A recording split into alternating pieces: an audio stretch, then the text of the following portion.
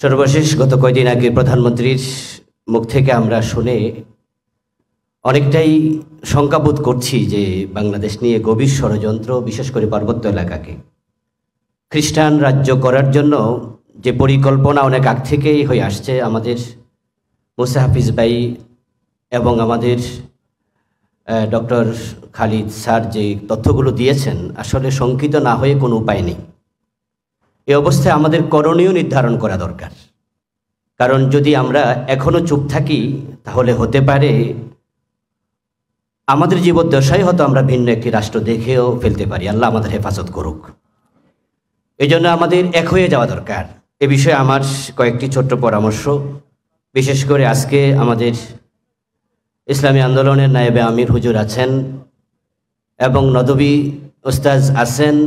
ওনারা জাতির বর্তমান সময়ের দিকফালের ভূমিকা অবতীর্ণ।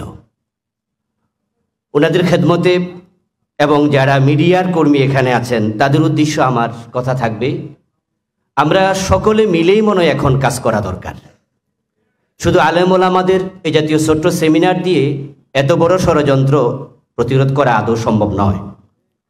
সেই জন্য এখন প্রয়োজন জাতীয় ঐক্যের। আলেম ওলামাদের সাথে সাধারণ ইসলামপ্রিয় যত মানুষ আছে সকলকে কিভাবে ঐক্যবদ্ধ করে প্রতিরোধ করা যায় সে বিষয়ে ভাবার সময় এসেছে। এই জন্য আমি মনে করি যারা বোদ্ধা আছেন তারা এই বিষয়ে পরবর্তীতে ভূমিকা রাখবেন। জাতীয় ঐক্যের ডাক দেওয়ার বিকল্প নেই। ওলামায়ে কেরাম আমাদের হাতে খুব কিছু নেই, কারণ আমাদের সোশ্যাল মিডিয়ায়, ইলেকট্রনিক মিডিয়া বলেন, প্রিন্ট মিডিয়া বলেন, আমাদের হাতে এখন কিছু নেই। তবে আমাদের হাতে বাংলাদেশে 3.5 লাখ মসজিদে জুমার মিম্বার আছে এবং সেদিন কিন্তু বাংলাদেশের মোটামুটি বলা চলে 8 থেকে 9 কোটি মুসলমান কিন্তু আমাদের সামনে থাকে জুমার 1 ঘন্টায়। এই জন্য আমার মনে হয় এই বড় ষড়যন্ত্রের বিরুদ্ধে জুমার মিম্বার থেকে জাতিকে জাগিয়ে তোলা দরকার এবং আমরা কথা বলতে পারি, ইচ্ছা করলে 5 মিনিট হলেও। এরপরে সোশ্যাল মিডিয়া যথাযথ ব্যবহার করা দরকার। আমাদের হাতে এখন ফেসবুক আছে, এক একটা মিডিয়া। আগে আমরা টেলিভিশনের দিকে তাকিয়ে থাকতাম সংবাদ দেখার জন্য, আর এখন টেলিভিশন সাংবাদিকরা তাকিয়ে থাকে ফেসবুক দেখার জন্য। তা আমার মনে হয় আমরা জাতির এই দুর্দিনে খ্রিস্টান রাজ্য গড়ার ষড়যন্ত্রের বিরুদ্ধে ফেসবুককে এক একটা মিডিয়া বানিয়ে ফেলতে পারি এবং আমরা প্রত্যেকের সামর্থ্যের আলোকে কিছুটা হলেও লিখতে চাই। 3 নম্বর প্রস্তাবনা, পার্বত্য চট্টগ্রামের যে অঞ্চলটাকে নিয়ে খ্রিস্টান রাজ্য করার ষড়যন্ত্র চলছে, সে অঞ্চলে ইসলামী শিক্ষার প্রসার দরকার। আমাদের একাধিক বক্তা বলেছেন যে শিক্ষার অভাবে 500 টাকার কাছে ইমান বিক্রি করে দিচ্ছে, অথচ আমরা তো বেলালের উত্তরসূরি। আমাদের তো গলায় রশি লাগাইলো ইমান থেকে এক চুল পরিমাণ সরার কথা ছিল না। ইসলামী শিক্ষার বড় অভাব। এই জন্য ইসলামী ফাউন্ডেশনকে কাজে লাগিয়ে সেখানে বেশি বেশি মক্তব প্রতিষ্ঠা এবং মসজিদ ভিত্তিক বয়স্ক ইসলামী শিক্ষা চালু করা যায় কিনা এ বিষয়ে আমাদের একটু ভাবা দরকার। কথায় চেরা ভিজে না, আপনার পেটে ক্ষুধা, নীতি কথায় পেট ভরবে না। এই জন্য টাকা খুব দরকার।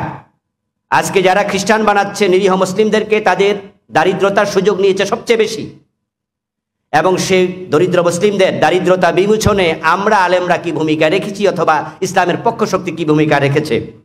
আমার মনে হয় গরিব মুসলমানদের সহযোগিতার জন্য আমাদেরও করণীয় ঠিক করা প্রয়োজন।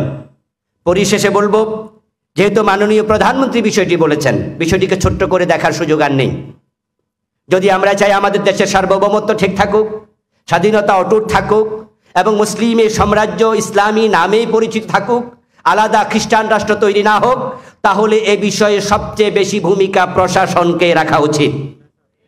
এজন্য আমি বলবো, মাননীয় প্রধানমন্ত্রীর ঘোষণার আলোকে খুব সময় নষ্ট না করে অনতি বিলম্বে আমাদের ডিএসবি, এনএসআই সহ যত আমাদের মিডিয়া আছে, সেল আছে, গোয়েন্দা বিভাগ আছে, সকলকে ভূমিকা রেখে এর পিছনে কারা কাজ করছে, বিশেষ করে খ্রিস্টান এনজিওগুলোর ব্যাপারে সবচেয়ে শক্ত ভূমিকা প্রশাসনকে রাখার আহ্বান রাখে আমি শেষ করছি। আসসালামু আলাইকুম ওয়া রাহমাতুল্লাহ।